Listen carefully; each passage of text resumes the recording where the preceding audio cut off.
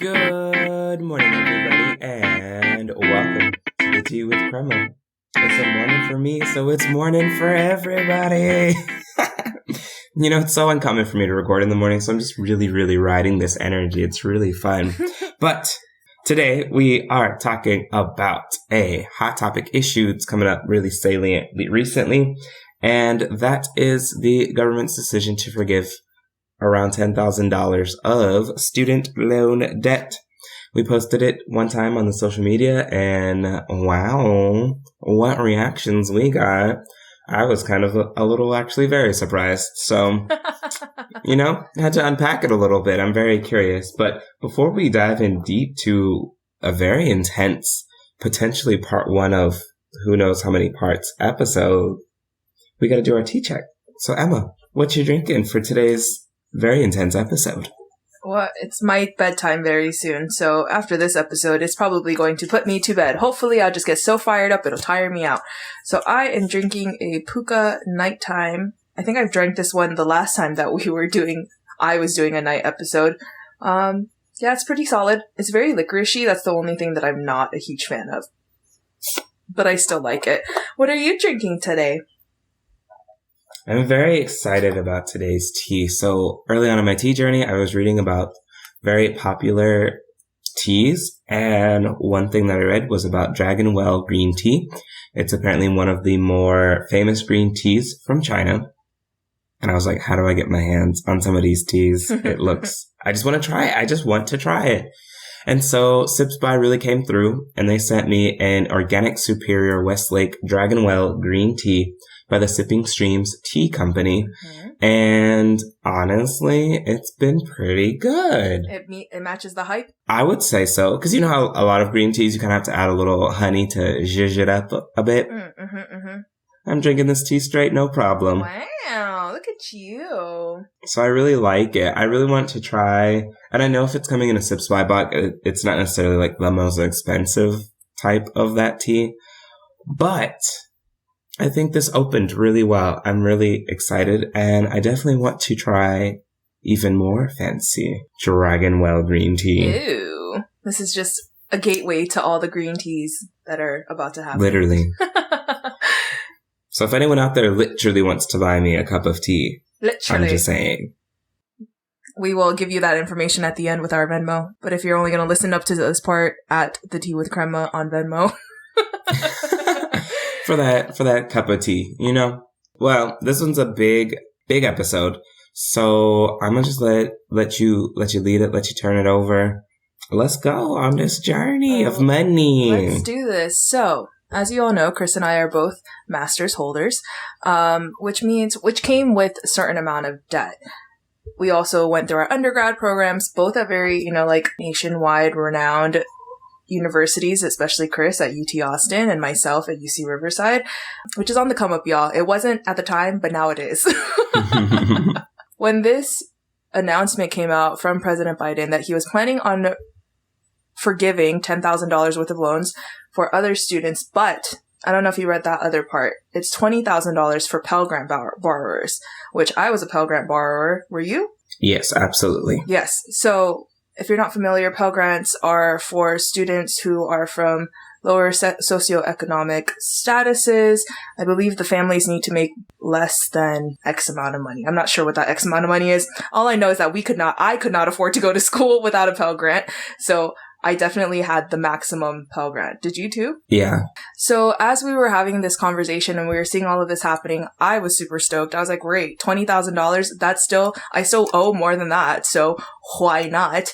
I'll accept it. But something that I started to see on the social medias, specifically Twitter and sometimes Instagram, and also, those odd Facebook people, was that people were very divided on this issue. And while it feels like to me that it should be like a very open and closed, decision, okay, now you get this money, there comes into argument this other side of the coin where people are saying, well, I paid back my student loans, so why should I not be forgiven for that? Why don't I get a refund? Which is basically what we are going to be discussing today. Kind of our journey through higher education, our student loans journeys, which we've kind of touched on before. but also just like majorly talking about this argument that's happening because Chris has fully paid off his student loans. I am still in the process of paying off my student loans. So very important conversation happening today. If anyone's checking out, the episode and it's like, I have really strong opinions that I'd like to get out because I think Em and I most likely have very similar opinions on it, despite having slightly different journeys with our student loans. So if there's anyone who's listening who's like, actually, no, I don't agree with this I have very differing opinions from the two of you, please let us know. We'd love to have you. I think it's important that we don't always have a echo chamber. Yes. And so I think it'd be very nice. I promise I won't bully you. I just want to ask questions. Yeah. I personally have seen both sides. I've seen people who are celebrating this entire journey happening, and I've seen people who are very, very strongly against it, who do still have loans. So like, I've seen people who have loans who are against it. I've seen people who've paid off their loans who are against it. I have posted things and people have DM'd me talking about their loan history. I don't argue with people in DMs. That's not what I do. But I will argue with you or have a very educational discourse with you on our podcast if you're interested. So first off, please state, where did you go for your undergraduate degree? I went to the University of Texas at Austin between the years of 2013 and 2016. Hook up. Thank you. I was waiting for you to say hook up. Okay, cool. What did you major in? Government. Say it with your chest. I majored in government. It's called political science everywhere else. And coming out of your undergraduate degree, how much in student loans did you owe, if you're comfortable with saying? $0. Beautiful. We love to see it. I took out student loans, just to be clear, but the whole time I was in college, I kept them in a bank account because I knew I was poor, not dumb, but I tried really hard not to use them. And then I graduated in like December. As soon as I graduated, I just paid them back all at once. So everything that I didn't spend really anything out of it. And I knew that there was going to be interest that started to generate after I graduated. And so literally within a month after graduating, everything that I had, I just paid it back right then. Wow. Okay, now your turn. You ask me. Okay, Emma, where did you go to undergrad? The University of California at Riverside. Go Highlanders. Oh my god, I was about to grr like a bear. I just assumed that y'all were bears. Okay, first of all, but our bear is wearing Scottish wear. Oh, so y'all are bears? No, we're Highlanders. Our mascot is Scotty the bear. Well, he's Scotty the Highlander, but Scotty is a bear who wears a kilt. What? And like a, what is that hat? You know what I'm talking about. Why is he a bear? I don't know, but even like when the processional for the bands and stuff come out, there's like bagpipes that play. And a bear. And a bear. Scotty be killing it. I don't know if, I'm not sure, but yes, we're Highlanders. But in any case, what was your experience with student loans in undergrad? Did you have any? Oh, I had many. I was a first-gen student. My major was bioengineering, just to be clear, so I was very prepared to enter the workforce and pay off all of my student loans. I went in on a full-ride tuition scholarship, so I did not pay for any tuition. All of my student loans came from housing, specifically. So the school itself is not very expensive to go to, but each year I racked up $9,000, almost $10,000 in housing debt because I was not smart like you and I did not research. I did do actually, but where Riverside was situated, it was not really in a safe neighborhood. We were getting like daily emails about like attempted kidnappings and like harassment of like students that were walking home and stuff like that. So my dad was really uncomfortable with me living off campus, although I did want to move off campus because it was going to be significantly cheaper. But all in all, I made the choices that I made. I lived in a very nice luxury on-campus apartment, very close to school. And yet I was still late to all of my classes, besides the point. But yeah, that's basically where all of my debt came from, was from housing. With your scholarship from your school, that was for tuition? Yeah, it was solely for tuition. And you got a Pell Grant? And I got a Pell Grant. And you did not have enough? And that was still not enough to pay for my housing. So my first year housing was in the on-campus dorms, which is significantly more expensive than the apartments, right? Because you have to live on campus, you all the meals, all these things. And the two girls that I wanted to live with, I wanted to live in the most expensive one, which I was okay with because I also did like that one. It was a little newer, just like the showers looked better. It was all around just like a better living situation for us. And we were freshmen at the time. And I still remember my freshman year, everyone was getting back refund checks. Like all of these other students, they're like, oh, I just got like $6,000, $7,000 in refund checks. And I was like, what the heck? So I checked my refund check, $3.50. But me, I also didn't realize that when you get a refund check, a lot of times it's coming from exhausting your student loans, right? You exhaust it all the way, and those are just essentially loans. So a lot of students would like use that to pay for their books, use that to pay for whatever and whatnot. So then my last 3 years at Riverside, I exhausted my loans because I needed to take summer school. And on top of that, I also worked 3 on-campus jobs, and I still ended up having to owe at the end. So I was not as savvy with money as you were. I think that what you did was like, should be a pro tip to all students, right? Take that money that you're going to get as your refund and put it away, you know? You don't need to go out. You don't need to do all those things. But if you want to, it's there. But it doesn't mean that it has to be used, right? It's just an option. It's like emergency fund money, I feel like. Yeah, because I did not use it to go out and do crazy things with my friends. In fact, that was often a point of contention of, why don't you just use the money? You have it. We're trying to go to blah, blah, blah place. And I'm just like, it's not in the plan for my long-term financial success. Sorry about it. Like, how did you know to do that, though? Was that, like, something you had researched? Was that just something that you knew? Like, out of high school, I was in a program called College Forward, and they told us about the different types of loans. I knew the difference between a subsidized and unsubsidized loans, and I knew to avoid private loans at all costs, and I was determined to not have to use the Parent Plus loans. And so the University of Texas paid for my tuition. And then because I was in the top 10%, Texas gave me an annual stipend or grant of some sort. I had to maintain a certain GPA to keep it. And then I got the full amount on the federal Pell Grant. So between all of those things and then getting subsidized loans, I was able to cover literally like the expenses of college. So I got enough back to buy like books. And that was it. My grandma was very generous. She got me a laptop to get through school. And so we did it that way. And I did not know, I didn't learn this until I graduated. I learned that subsidized loans are accumulating interest in college, but the government is paying for them. So I also did not realize that that was boosting my credit score the whole time. I was like, y'all making free payments on my loans? What? And so, yeah, I didn't learn that until I like had paid them all off and was applying for either a car or a credit card after I had graduated, because I didn't get a license until I was 21. I didn't need it. Austin has pretty good public transit. And so when I was finally getting that, the dude was like, wait, how'd you pay off all of your student loans? Were you selling drugs? I was like, first of all, was that a... No, I was just very diligent, sir. Thank you very much. It's all paid for. Did I get the credit card or not? Please leave me alone. He actually showed me the report, and it was like, oh, I've been making payments on my student loans the whole time I was in college. I was like, I ain't made no payments. What are you talking about? And I learned that that's how it goes. It's not that they suspend your interest. They're paying it. You don't have to. Interesting. So yeah, so there's a difference between subsidized and unsubsidized loans as well. There's also the Parent Plus loans.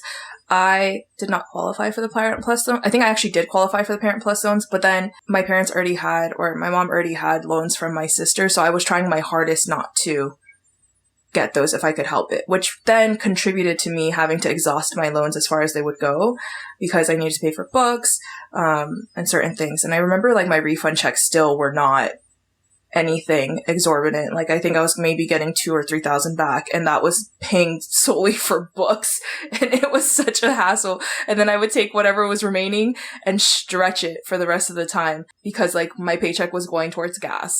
But it's also probably because you were living on campus, and so the university, they took their share right off the top. All the time. So their housing and their tuition, they got that first. Yeah. And you got the leftovers. That was the same for me in my freshman year, but when I moved off campus, like my refund increased. But you had to divvy it out. But I had to be very diligent and prepared. Yeah. So I had to calculate my rent until I was going to get the next one and make sure I had that. First of all, that amount had to be. Or else you're not going to have a house. That was like minimum. I had to have that away. And then I did try to budget for food. And then whatever was left over, if it wasn't on books, I did my best and lived a life in college. Yes. I would not necessarily say it like my best life, but I did live a life in college. So it was what it needed to be. Okay. So after our undergrads, right? So now I'm coming out of UC Riverside with my X amount of debt. It's over $40,000, y'all. Just want to point that out. So I come out of college with that much money and then am unemployed for a year. So this whole like, okay, I'm going to pay off this $40K like real easy. It's going to be so easy to get it out. Like we're going to be done. You know, all these things. Like I was like on a 2-year, 3-year plan about to get it all paid off. Plot twist, could not find a job at all. And again, like shoulda, coulda, woulda. Had I stayed in California, would I have been able to find a job? But then also would I have been able to make rent? So I always try to think about that because I do have a lot of friends who I graduated with who were fortunate enough to pay off most of their student loans because they were able to live with their parents and save on rent, right? So most of their payments, most of their salary was going towards these student loans. And then as soon as I started working when I was teaching, my repayment plans, changed again. And I think I was paying $500 a month to go towards my loan. And after paying for a year, I saw that most of it was going towards my interest, which that's where all of this money is like, I feel like with this student loan repayment, it's really interest. Like I don't understand how I took out $40K and I came out and I owe now 52. Like, where does that make sense? Where is all this interest coming from? And I was having this conversation with my friend Nahan, who just graduated from optometry school. And she's like, it's the interest that kills everyone. That's what's like adding up, and it adds up real quick. Right. So fast forward past that, I joined the teaching program that Chris and I met in, and we both decided to get our masters, which at this point now I'm receiving an AmeriCorps stipend, which I used to pay for my master's program, as well as pay for some of my loans after I had my leftover. But Chris didn't qualify for AmeriCorps anymore by that point because he had used it through his other program that he was in. But you paid off your student loans from your master's already, right? Let's talk about that. Because I also had to pay for my first year out of pocket. Whereas y'all's first year in Teach for America was paid through our stipend. Through your stipend. Yes. And so I had to come out of pocket with it. And so I think that's when I ended up using it for a part of it. Or maybe I used it. I also went to summer school at the community college in Austin. I might have used it at that point. Because that I had to pay out of pocket. Oh my gosh. I don't remember. I was paying out of pocket for a lot of things.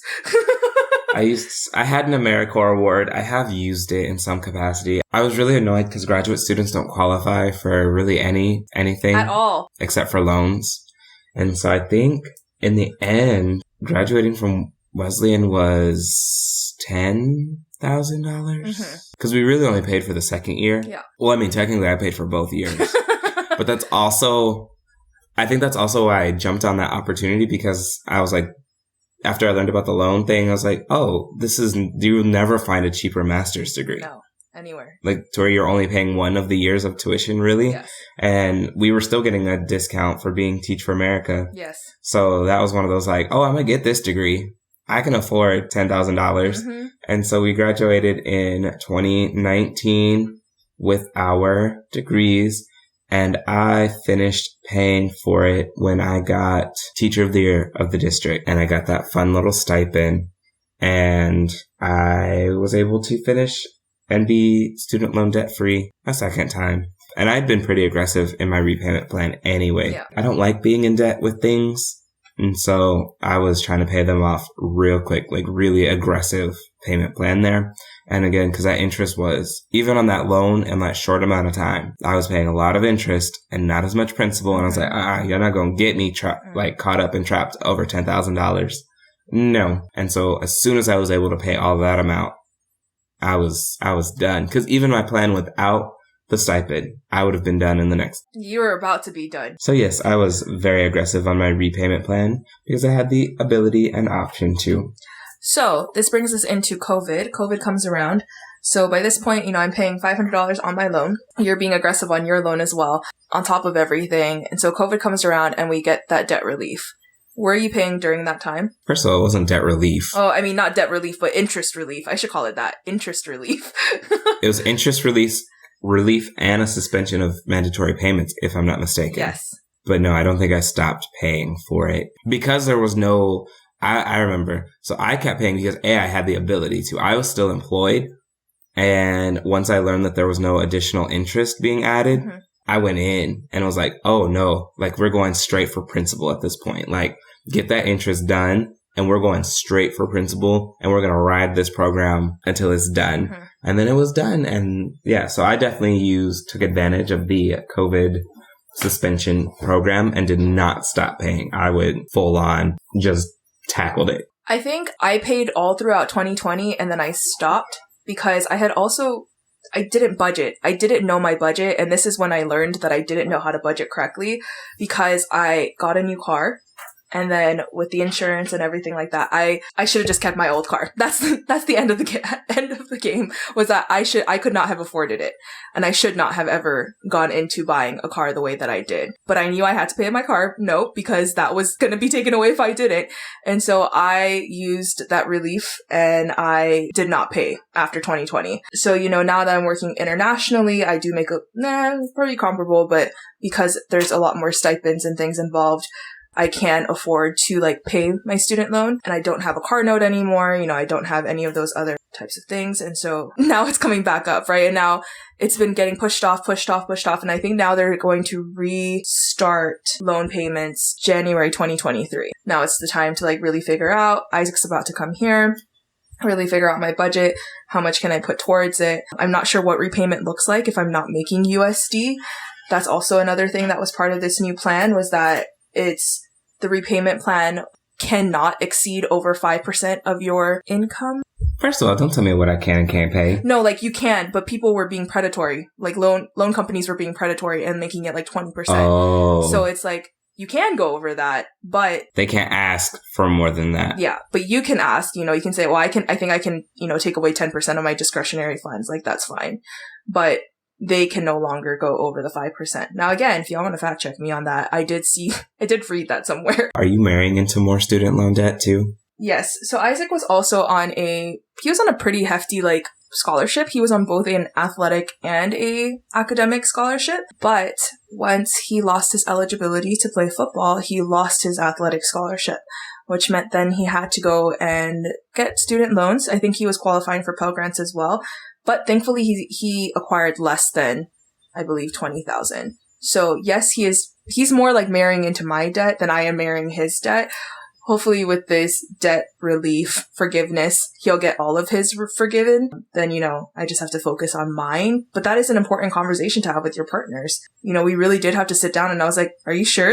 You're okay with this? I know how much debt I have acquired and I take full responsibility for it. I don't expect him at all to contribute towards it because he did not acquire it. Obviously my husband is a very nice man and he's like, well, if I can help, I'm going to help. But I know that that's not, a reality for some people and that's okay. We're all on our own spiritual journeys. Can you sign a reverse prenup? I don't want your assets, but I don't want your debt either. Facts, right? If we divorce, you're not going to put me on nothing, right? This is all yours, I just have a feeling your net worth is going to stay pretty negative, so I just want to protect myself. From your negativity, I don't need that energy. So yes, my poor husband did marry into my debt. And I think that this is something that's so taboo is that people don't like talking about their debt, but I think it's so important to be transparent. I went to school, got the degree I was supposed to get, or thought I was supposed to get, thinking I was going to come out and pay off my loans right off the bat. And then life decided that wasn't my path, and I became a teacher instead. And I will say I was making pretty good money in Texas. I was making okay money. But again, it's just on me being uneducated and not knowing how to budget money. And I think that that's where a lot of this lies, is that we're not taught these different loans, right? I think you were fortunate enough to receive this program where you were able to see like the different types of loans. I only knew which types of loans not to get because of my sister. But that was, again, through trial and error. She had to go through that experience to know, like, I shouldn't have gotten this loan. So that was something that happened. But yeah, let's get into the nitty gritty of this student loan forgiveness. I guess that's what we're going to call it. Student loan forgiveness. How do you feel about it, first of all? As someone who's paid off all of your loans. I don't understand what it has to do with me. It is what it is. I paid off my loans. It's done. Cool. If they want to run me a refund on it, great. And at the end of the day, I consider the fact that I have not been paying all of these student loan debts as almost like a little head start on some of my life goals, right? So because I'm not paying X amount of money on student loans and don't anticipate paying them for the rest of however many years it would take a person to repay them, I am able to do things like save up pretty aggressively for a new house if I want to. Mm-hmm. Or I can afford a larger car payment because I don't have to budget a certain amount to go to student loans, and have been able to for a while. You know, when we think about a person's economic purchasing power, having a certain amount go to student loans, a significant amount go to student loans, does what for the economy overall? Exactly. Like, again, that student loan company is not out here building bridges or schools or anything like that. Like, they're just lining the pockets of their executives. And so, honestly, forgive it. I don't care. It is what it is. We push people to go to college, but don't always educate and equip them with the skills to do so. Kids don't go to budgeting class in high school. That should be a required class. I took general economics, which, okay, I understand. And I took BCIS, which was me learning how to type in a Word document. But like, where are the actual, how to figure out health insurance? What does retirement mean? How do I pay my taxes and not owe money every year? Just like literal basic life skills that we just send kiddos off into the world. Like, oh, you passed your STAR test. You're ready for the world. Where? Where as Pythagorean theorem in an average person's life gonna show up? Why do I need to know anything about the limit of a slope in a complicated equation in calculus? I was like, wow, we were just like putting in interdisciplinary words that did not go together. But it sounded good. It sounded exactly. good. So yeah, I just repay it. I don't care. It is what it is. Like, cool. I'm still saving up. It does not impact me. That's the wild part. It doesn't impact me. Yes.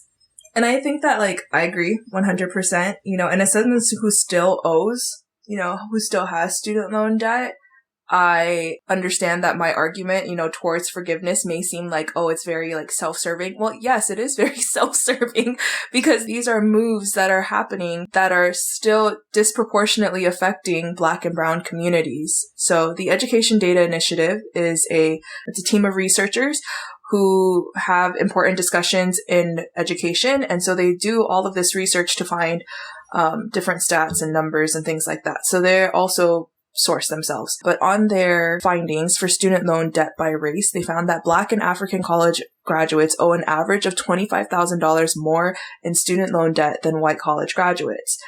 Now, forgiving $20,000 is going to put them that much farther to having economic wealth, right? And having this like buying power that Chris is talking about. But you also have to think about that $20,000 is then going to put even like, why not? Aren't we talking about inflation and we're talking about the economy? Like, why not stimulate the economy with people who we know will then have buying power to then participate in it? Maybe I don't fully understand economics. I did really well in it in high school, but that was the last time I took it. But economically, this makes sense. It also says that Black and African American student borrowers are the most likely to struggle financially due to student loan debt, with 29% making monthly payments of $350 or more, which again, we just talked about interest. How much of that $350 is going towards interest and how much is that going towards principal? I've read whole articles where people have paid the amount that they took out in loans and then they still owe the same amount. So essentially having someone who's paying 100% more than what they owe because of interest. It doesn't make any sense. I don't understand I still think, interest in and of itself is kind of scammy. Actually, it's very scammy. Also, isn't there something in the Bible about it's not supposed to be happening anyway? But since y'all want to quote the Bible so much about everything else, gay marriage, why don't we just abortion, abolish interest? Someone find me the scripture, because I feel very confident that it does in fact exist in the Bible that man is not supposed to profit off of the debt of another man. I don't think it says it exactly that way, but like, preach. I feel very confident that it exists. It's fine. Someone please, actually, like, this is, usually I'm like, tee. No, someone find it. I know it exists though. But it just, to literally spend your time. I've read so many articles where people are like, oh, I took out $90,000, paid $90,000, still owe $90,000. Make it make sense. Last time I checked, the math is not mathing. 90,000 minus 90,000 equals 0. So how do I owe 90,000 more? Also with the fact that student loan payments are on a 10-year basis, right? Sometimes a 20-year basis. And after so many different payments, you can sometimes get it forgiven, but a lot of times not. So a lot of people are on these like repayment plans that are essentially just causing them to end up paying more than they actually took out. That they tell us to go to school, and we do the things and we go to school and we try to break these generational cycles, and yet we come out with all of this debt, which continues to now keep us in this like cycle of debt.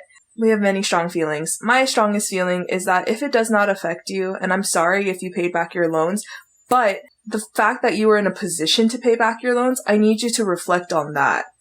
That's where I need you to be. Is that if you had the ability to pay back your loans, like, great. But that does not mean that we should be trying to hinder others who are trying to get that same financial freedom that you have. So much financial freedom, so many decisions that you can make, so many ways that you can participate in the economy. But it doesn't make any sense to me. Yes. The whole thing, it's scammy. All of it. It's very, very scammy. This brings us into our next point. Representative Jim Banks from Indiana tweeted this out recently. Right after everything got approved, he said, "Student loan forgiveness undermines one of our military's greatest recruitment tools at a time of dangerously low enlistments." A man with his whole chest said this, y'all. And people went in on him. They went in. They're like, oh, so you admit you prey on poor people to enlist into your military, to die for the country, because essentially they are poor, and you'd rather not have an educated society. You'd rather have a very well-staffed military. But that makes sense, though, if you look at our breakdown of spending in the country, and the vast majority of it is on the very, very, very large, our military complex. It's huge. It's ridiculous. It's a lot. It makes sense in the way that we run our country. It does not necessarily make sense in the sense that it makes sense. Yes, exactly. So people were going in, they were talking about school to military complex, basically where schools are breeding grounds for the military's personnel, because obviously, right, what age we enlist 18-year-olds to go and fight for our country and enter the military, and some of them come out and we say, like, we'll pay for you to go to college if you use it. If you don't, cool, that's our money to keep. But at the same time, right, so the White House then also had these tweets. A bunch of different representatives were saying, not representatives, I should say specifically GOP representatives were saying that this is a bad idea, we shouldn't do it, what is this going to do to our debt, blah, blah, blah, blah. And of course, what did the White House do? They clapped back with the amount that each of these representatives got canceled. Not forgiven, canceled due to these PPPs, which we looked up, and that means it was a Paycheck Protection Program, and it was rolled out during COVID. It was designed to keep small businesses afloat during a time when people weren't really allowed to go out. So think, in your head, local restaurant. People can't go to a restaurant when there's a pandemic and you have to stay at home. So how does that business keep those people? How do we keep a whole society from collapsing if no one's actually allowed to leave their work? So I think that was my understanding of the design of the program. However, there have been some early studies that have said it was certainly abused by people to just kind of keep their business afloat when they were probably going to go under anyway, no matter what. Same people out here that complain about things like food stamps and welfare and I think that's what got me. It's those people that are always complaining about all of the like handouts from the welfare state taking these loans. Like I don't. And then getting them forgiven, which is basically a handout. That's what I didn't understand. A whole handout. There were representatives that were out here that were receiving millions. Now, the government, last time I checked, is only giving me $20K. If they want to give me millions, sir, you can do that all day, every day. Congressman Marjorie Taylor Greene, who we already know, she's like so problematic. She says a bunch of different things. She had her whole spiel. She was saying, I don't support this. The government forgiving your loan, that's completely unfair, all of these different things. The White House decided to clap back and said, MTG, you had $183,000 forgiven in these PPP loans. Secondly, we had Mike Kelly from Pennsylvania saying, asking plumbers and carpenters to pay off the loans of Wall Street advisors and lawyers isn't just unfair, it's also bad policy. Mr. Mike Kelly, you had $987,000 forgiven. I am confused. I don't understand. Y'all need to stop having these opinions. But at the end of the day, what I think we're really getting at is that y'all are forgiving all of these loans, and y'all are still only giving borrowers $20,000. It does not make sense. Therein lies the problem. Please interrogate these systems, y'all. I think that's what we're really asking at the end of this conversation, is for you to interrogate the system.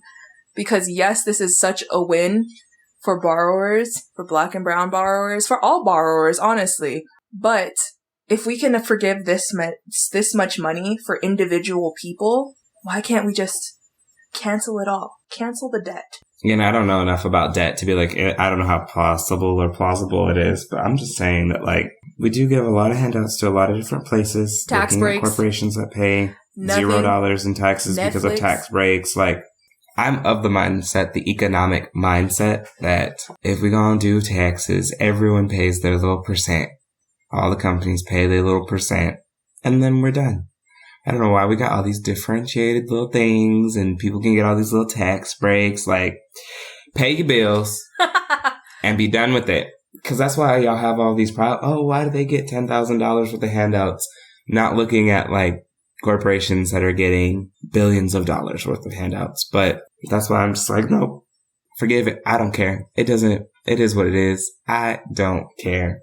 You can give corporations all these little tax breaks. You can give people some payments, some student loan payment breaks, which that's not even all people. Only certain people go to college. Mm-hmm. I would like to see a study done on the amount lost to corporate tax breaks versus the cost of forgiving percentages of loans. Even percentage. I would say just corporate tax breaks versus, let's say we forgive all of it. Boop. That's it. That's the one. Education Data Initiative, please do that one next. I'm just saying. And then, just consider the tax breaks that these corporations have been getting, because it's more than just like this year that they've gotten it. Mm-hmm. It's more than just since COVID. So I'm just saying, like, calculated across, I'll give you 5 years. Let's take the past 5 years of tax breaks, but that's neither here nor there, is it? I guess not. This offer is up to anyone. If you would like to come on this show and you have a differing opinion than the both of us, even if you have the same opinion, let's come on here. But mostly if you have a different opinion, we'd love to hear it, because at the Tea with Krema, we try not to be an echo chamber, but it's inevitable. We're best friends for a reason. And I acknowledge there could be facts that I'm missing, a perspective that I don't understand, that I don't have. Flaws in our argument. If you are an LSATer, you are someone in law school, some flaws. So, come on. That could be it. Come on. So please do. I would love to learn more, because at the end of the day, I don't understand why anyone would be like, no debt repayment. I don't get it. But I did find the thing that I think I was talking about. Let's hear it. In the Bible. Ah, good for you. Do you have a Bible in front of you? Wow. I have a Bible. Oh. I looked it up. Okay. I use the internet to help guide my search, obviously, but I knew it existed. To end this episode, we'd like to leave you with a Bible verse, because y'all love to throw the Bible at us for everything else. Wait, where does it come from? Deuteronomy. Oh, that one is out. 23. That was a tough book. I don't know if y'all read Deuteronomy. That's where everything dies and all the rules are made. Yes. Okay, so Deuteronomy 23:19, I think is how you cite Bible verses. That is. Please read the verse. It is, do not charge your brother interest on silver, food, or anything that can earn interest. You may charge a foreigner interest, but you must not charge your brother Israelite interest, so that the Lord your God may bless you in everything you do in the land you are entering to possess. Now, I could have I'm not in any way, shape, or form a biblical expert, but... Thank you for that Bible verse, Chris. And that's what we hope to leave with you. But, as in every single Tea with Krema episode, we always end with a rapid fire question! Bum, bum, bum, bum. This question comes to you from my friend Sam, my best friend since 4th grade. And of course she would send in this question like this. I'm so confused. I'm not, actually, if you know who she is. Would you rather eat chocolate that tastes like poop or poop that tastes like chocolate? I'd rather eat chocolate that tastes like poop. Because it's not poop. Sam got kids or something? She ain't got no kids. Sam is very single. If you are out there and you're looking for a woman with the sense of humor of a 4th grader, please hit me up. She's an accountant, because y'all. She got it.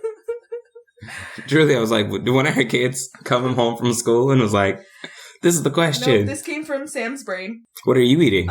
Chocolate poop or poop chocolate? Both sound pretty terrible, but I think I'm on the same wavelength as you. Chocolate poop, because I think poop chocolate is also not good for you. Like, I feel like you'd get some kind of disease eating poop, because it's like...